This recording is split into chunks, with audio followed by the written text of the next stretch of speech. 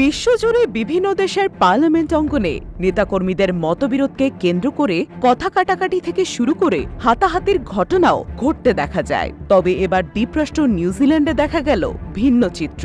প্রতিবাদের ভাষা যে এমনও হতে পারে তা বিশ্বকে দেখিয়ে দিল দেশটির আলোচিত তরুণী এমপি মাইপি ক্লার্ক।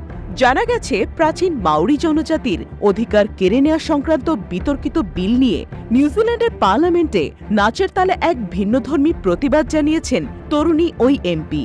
পার্লামেন্টে দাঁড়িয়েই নাচতে নাচতেই ছিঁড়ে ফেললেন ওই বিতর্কিত বিলের কপি। সম্প্রতি দেশটির পার্লামেন্টে পেশ করা হয় ট্রিটি প্রিন্সিপালস বিলের খসড়া। 1840 সালে স্বাক্ষরিত হওয়া ওয়াইটাঙ্গি চুক্তির ভিত্তিতেই আনা হয়েছে এই বিলটি।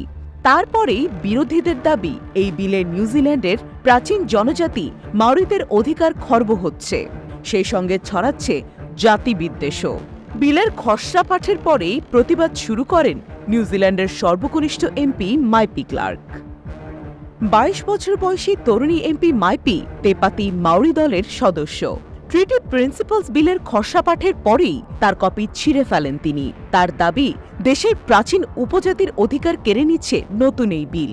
তারপরে মাউরিদের ঐতিহ্যবাহী হাঁকা নাচে মেতে ওঠেন তিনি।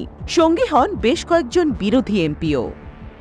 পার্লামেন্টের অধিবেশন দেখতে গ্যালারিতে হাজির থাকা অনেকেই নাচের তালে পা মেলান।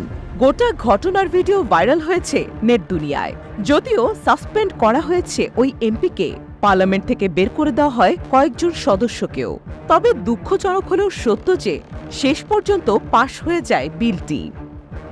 নিউজিল্যান্ডের প্রধানমন্ত্রী ক্রিস্টোফার লুকসন বলেন, ব্যক্তিগতভাবে বিলের বিরোধী হলেও রাজনৈতিক কারণে তিনি নিজের দলের এমপিদের নির্দেশ দেন এই বিতর্কিত বিলের পক্ষে ভোট দেওয়ার জন্য।